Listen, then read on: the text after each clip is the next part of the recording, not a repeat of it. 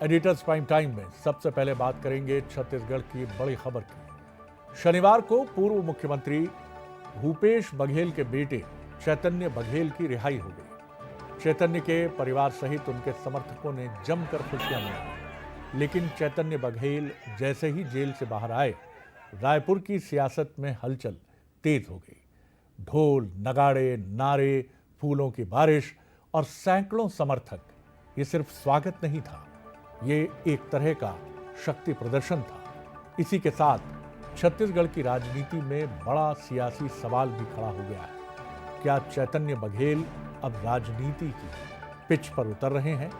इस सियासी हलचल को और हवा मिली चैतन्य बघेल के सोशल मीडिया पोस्ट से, जिसमें उन्होंने लिखा, 168 दिन कानून, संविधान, राजनीति और माटी की सेवा।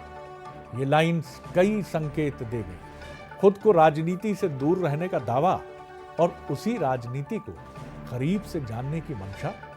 बघेल और कांग्रेस नेताओं के बयानों ने भी कहीं ना कहीं एक पॉलिटिकल इंडिकेशन साफ तौर पर दे दिया। पूरा प्रदेश का, देश भर का समर्थन है। बड़ी जीत है ये। ईडी ने रंग में भंग डालने के लिए चैतन्य के जन्मदिन 18 जुलाई को गिरफ्तार किया था और न्याय ऐसा मिला कि पोते के जन्मदिन उसकी रिहाई हुई।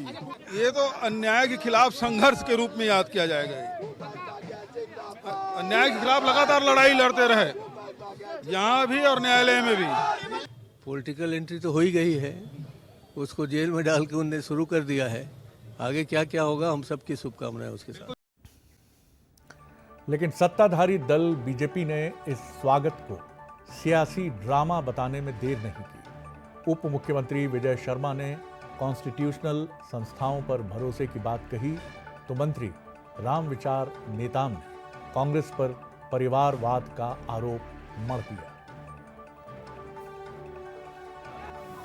कोई नहीं, भारतीय संस्थाओं पर विश्वास रखना चाहिए, चाहे न्यायालय हो, चाहे वो माने चुनाव आयोग हो, सब पर विश्वास रखना चाहिए। इनको ध्यान रखना चाहिए इन बातों का, और जो है न्यायालय की अपनी प्रक्रिया है, उसको कोई क्या कर सकता है। बहुत अच्छी बात है। बिना साक्ष्य के और बिना शिकायत के इस तरह से कोई गिरफ्तारी, कोई कार्रवाई नहीं होती है।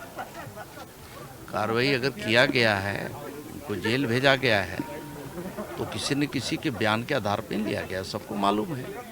माननीय न्यायालय का जो भी आदेश है, सभी हम सब जो है स्वीकार करते हैं, स्वागत करते हैं।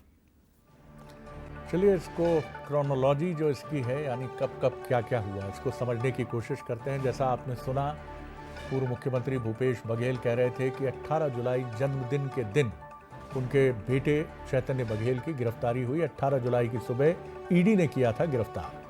भिलाई में जो बघेल निवास है, यानी भूपेश बघेल और चैतन्य बघेल का जो पैतृक उनका निवास है, वहाँ छापेमारी भी हुई।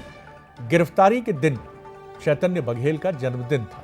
शराब घोटाले से जुड़े मनी लॉन्ड्रिंग मामले में ये आरोप उन पर लगे और उसी के तहत गिरफ्तारी हुई। और भूपेश बघेल ये भी कह रहे थे, काफ़ी खुश नज़र आ रहे थे, जाहिर तौर पर बेटे की रिहाई से खुश होंगे। उन्होंने कहा, ये एक दिलचस्प संयोग है कि आज जब बेटा छूटा है तो पोते का जन्मदिन है। तो चलिए, कोई वजह तो मिली मुस्कुराने की।